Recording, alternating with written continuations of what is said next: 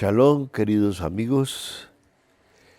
Estamos estudiando cómo el Nuevo Testamento, la Brida Hadachá, es un libro judío compuesto por judíos acerca de un gran judío, Yeshua.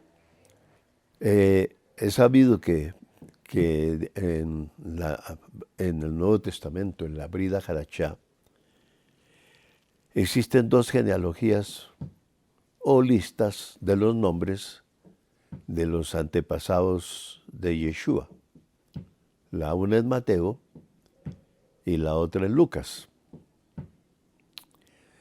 Y la mayoría piensan que la genealogía de Mateo es la de José, el padre de Yeshua.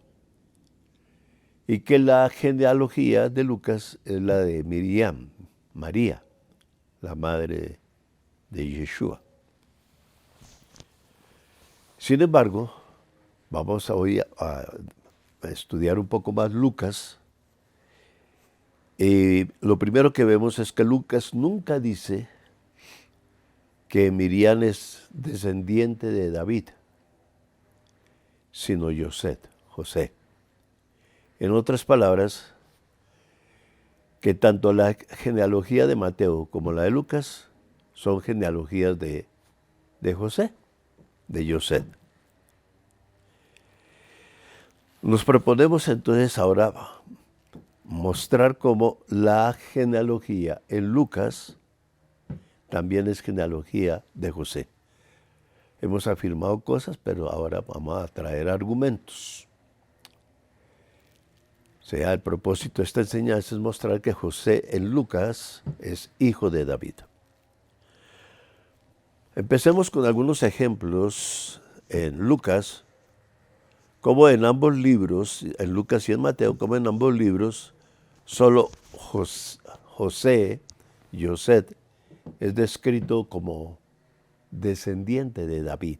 He aquí, dice que en Mateo 1:20, un malach, un ángel, apareció ante José, en un sueño, y le decía: José, hijo de David, Yosef ben David, nótese, hijo de David, no temas tomar a tu mujer Miriam, María, Mateo 1:20. Así que, como vamos a ver, José se le hace descender de David, aunque David no sea el padre inmediato, sino es un ancestro, como explicamos ya lo que significa la palabra ben o bar en hebreo y arameo, que puede significar hijo inmediato o puede significar pariente, ancestro. Bueno, ahora miremos en Lucas. En Lucas capítulo 1, versos 26 y 27, cuando se empieza a narrar el nacimiento de Yeshua, allí se dice que el malach Gabriel, o sea, el ángel Gabriel, fue enviado, dice, a una virgen desposada con un hombre que se llamaba José. Atención, de los descendientes de David. O sea que Lucas claramente está hablando que José, está hablando no de Miriam, sino de José como descendiente de David. Dice en Lucas capítulo 2, verso 4, que José subió de Galilea, de la ciudad de Nazaret, a Yehudá, a Judea, a la ciudad de David, llamada Betlehem, por ser José de la casa y de la familia de David. O sea que los dos evangelistas se centran en que José es el descendiente de David, para poder mostrar, como está en Mateo capítulo 1, verso 1, que Yeshua, que Jesús, es descendiente de David y descendiente de Abraham. ¿Ok? Esto es lo primero. Lo segundo, Lucas, lejos de mencionar que María, sea descendiente de David, más bien alude a que sea de la tribu, que Miriam sea de la tribu de Leví,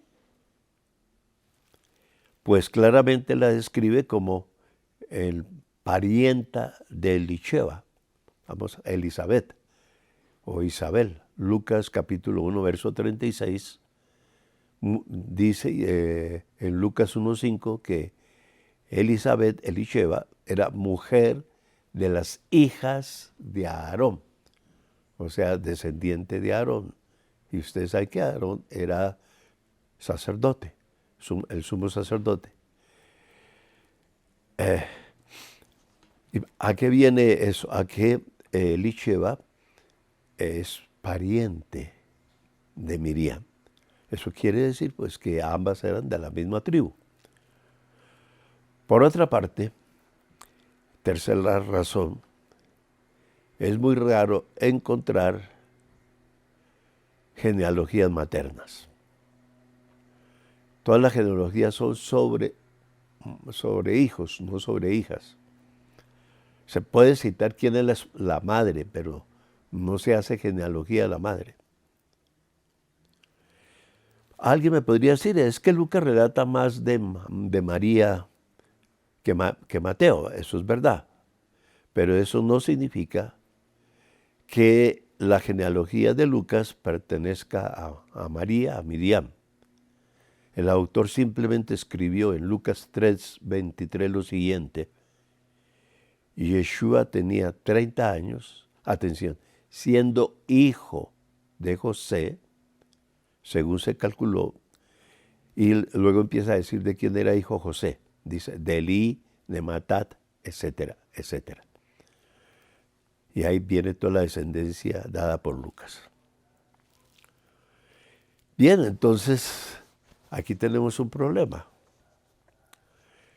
Hay dos genealogías y sin embargo hasta cierta parte coinciden, pero a partir de Shlomo, de Salomón, el hijo de David, la genealogía se diferencia. Bueno, más adelante aparece Saltiel, como en donde vuelven a coincidir. Pero eso lo explicaremos con más detalle. Por ahora sigamos, más bien respondamos a otra pregunta. ¿Por qué dos genealogías en que hay diferencias? Muy bien. Por eso les decía que necesitamos entender que el Nuevo Testamento es un libro escrito por judíos, es un libro judío compuesto por judíos. Entonces tenemos que mirar el contexto judío del Nuevo Testamento. En el mundo hebreo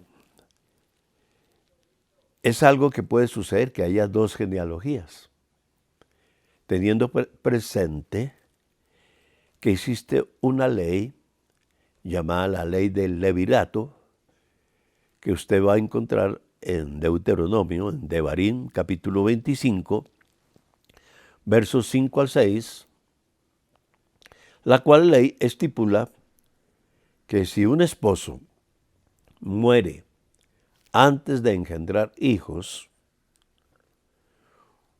un pariente es lo más cercano posible, por lo tanto un hermano suele ser un hermano, debe casarse con la mujer del difunto para que el difunto pueda tener descendencia. De manera que, como se dice, el primogénito que ella pariere, según la ley del levirato, sucederá en el nombre de su hermano, el difunto. Y de esta forma se puede decir que el nacido hebreo puede tener dos papás. Un papá biológico por la ley del levirato, pero un papá legal porque es hijo legalmente del difunto. ¿Ok? Entonces por eso Eso no se da en el mundo occidental, pero sí se da en el judaísmo. Según les mostré, la ley la ley del levirato que está en Deuteronomio 25, 5 al 6. Pues bien, ustedes saben que Lucas comenzó su libro diciendo, en el capítulo 1, verso 1 al 4, muchos han tratado eh, de compilar un relato de las cosas que entre nosotros son muy ciertas, tal como las han transmitido los que desde el principio fueron testigos oculares y ministros de la palabra. También a mí me ha parecido conveniente, después de haberlo investigado todo con diligencia, desde el principio, te he escribido ordenadamente, oh Teófilo, para que sepas la verdad precisa acerca de las cosas que te han sido enseñadas. En otras palabras, cuando Lucas escribe este libro, ya conocía de la existencia de otros libros, por ejemplo, de Mateo, de Marcos. Por ende, el objetivo de Lucas es ordenar los acontecimientos que sucedieron en la vida de Yeshua de Nazaret. A diferencia de Matilla o de Mateo, el cual muestra la genealogía según la Torá, es decir, según la ley del levirato, o sea, Lucas se las ingenió y adquirió fuentes de donde tomó los nombres que presenta en su listado, pues definitivamente no es una lista extraída de la Torá, de las Escrituras, sino que en ella presenta los descendientes estrictamente biológicos de Yeshua de Nazaret. Es decir, Lucas, recordemos que además de ser médico, parece que fue un prosélito, es decir, un gentil que se convirtió al judaísmo antes de conocer a Yeshua. Y estas dos características de él lo indujeron a no seguir la paternidad por el hermano difunto, sino por el padre efectivamente biológico. Podríamos entrar a estudiar las dos genealogías a partir de David. Entonces, en eso coinciden ambos, que Yeshua es descendiente de David, lo leímos en Mateo del capítulo 1, verso 1 al 16, y en Lucas está precisamente tratado de probar desde el capítulo 3, verso 23 al 28. Pero a partir de David vamos a encontrarnos con diferencias. David tuvo muchos hijos. Dos de ellos, Shlomo o Salomón, como se nos dice en 2 Samuel capítulo 5, verso 14, y en el capítulo 12, verso 24, pero también tuvo como hijo a Natán, en 2 Samuel 5, 14, ahí está también el mismo versículo, y en Primera de Crónicas, capítulo 3, versos 5 y 14, y 14, 4, y está en Zacarías 12, 12. Pues bien, Mateo, que está siguiendo la línea la línea levítica, siguiendo la ley levítica, el descendiente legítimo, dice que entonces Yeshua viene legítimamente por el lado de Shlomo. David dice que viene por el lado de Natán, el hermano de Salomón. Es decir, quiere decir que Yeshua biológicamente tuvo como ascendiente biológico a Natán, pero legalmente era hijo de Salomón. Porque Salomón tal vez no se murió cuando había tenido una última esposa, que fue la que quedó viuda, y entonces Natán la tuvo que tomar como esposa, como está en Lucas 3:31, y engendró entonces a los siguientes hijos. Y así podíamos seguir con ejemplos. Voy a tomar despacio otro caso. Vamos a irnos a Shaltiel, que ya mencioné al comienzo. Shaltiel, que en castellano figura como Salatiel, está en Mateo capítulo 1, verso 12, citando a Primera de Crónicas 3:17. Lucas también lo trae en el capítulo 3, verso 27. Pues bien, en Primera de Crónicas, capítulo 3, versos 17 al 18, se menciona a los hijos de Jeconías, en hebreo Yehaniyah.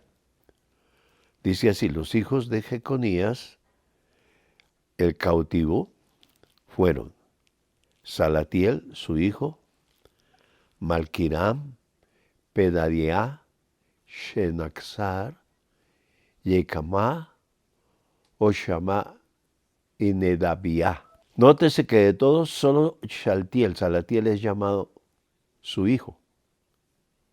Sin duda Jeconías murió sin engendrar hijos. Pero, según la Torá, según estudiamos en Devarim capítulo 25, versos 5 al 6, algún pariente cercano, en este caso llamado Neri, descendiente de David, se casó con la ex esposa de Jeconías, y su primer hijo, Shaltiel, fue considerado como su hijo.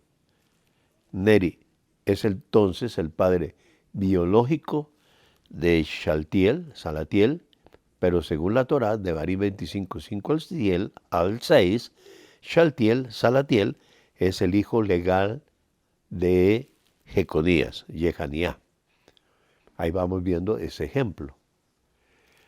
Un tercer ejemplo, y todo esto es que Shaltiel viene a ser el padre de Zorobabel, y en eso coincide Mateo y Lucas. Zorobabel, o en hebreo Zerubabel, está en Mateo 1:12, y en Lucas está en el capítulo 3, verso 27.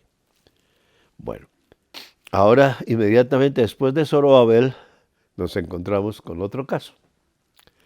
Según el libro de Esdras, capítulo 3, verso 2 y capítulo 5, verso 2,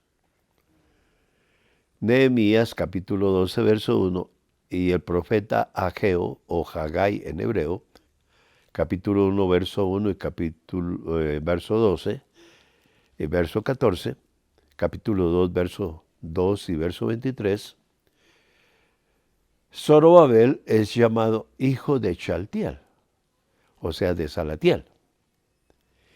Sin embargo, según el libro de Primera de Crónicas 3, 17 al 20, Zerubabel es llamado hijo de Pedaiah, uno de los hermanos de Salatiel. Y esto se debe a que se repitió lo mismo que en la generación de Jeconías y Neri, o sea, que Salatiel no tuvo hijos biológicos, pero que según la Torá, de la ley del Levirato, del capítulo 25, versos 5 al 6, su hermano se casó con su esposa, y al nacer Zorobabel, este fue reconocido como hijo de Salatiel. Ahí tenemos entonces otro caso. Bien, me voy a saltar otras cosas más despacio algún día. Como se dan cuenta, esto requiere mucha profundización. Y vamos viendo cómo se habla que Jacob es el padre de José en Mateo 1:15, y que Elí es el padre de José en Lucas 3:23. Ahí tenemos otro tercer caso. José parece tener dos padres de la misma forma que Salatiel y Zorobabel. Tenían dos padres, según ya sabemos, según la ley del Levirato. Hemos visto a lo largo de estas genealogías que Mateo entonces marcó la genealogía de acuerdo a la ley del Levirato, de acuerdo a la Torá, mientras que Lucas transmite una genealogía biológica, dado que Lucas es médico, y no nacido judío, sino tal vez ciertamente converso, que estaba más interesado por la parte biológica que por la parte legal de los judíos, y por ende asumimos que Jacob murió, el papá de José, murió antes de tener hijo, y su pariente Elí se casó con su ex esposa y nació José ben Jacob, José hijo de Jacob, aunque biológicamente es José ben Elí, José hijo de Elí. Con eso ya hemos venido aclarando, de ahí nace, de ahí nace Yeshua, de José. Entonces, ¿por qué ahí vuelven a coincidir los dos evangelios? De modo, mis amados, que si usted se sale del contexto hebreo, nunca va a entender esto. Y se ponen con las teorías de que el uno dio la genealogía de Mateo, de José, mientras que Lucas dio la genealogía de María, pero no es necesariamente porque contradeciría que María es parienta de Elisheba, que estaba casada con Zacarías, que era sacerdote, que fueron los padres de Juan el Bautista. Así que con esto vamos entendiendo mucho más cómo hoy podemos terminar diciendo cómo el Nuevo Testamento, la Brida Hadachá, es un libro judío compuesto por judíos acerca de un gran judío, Yeshua, Jesús. Que el Eterno los bendiga. Shalom, shalom.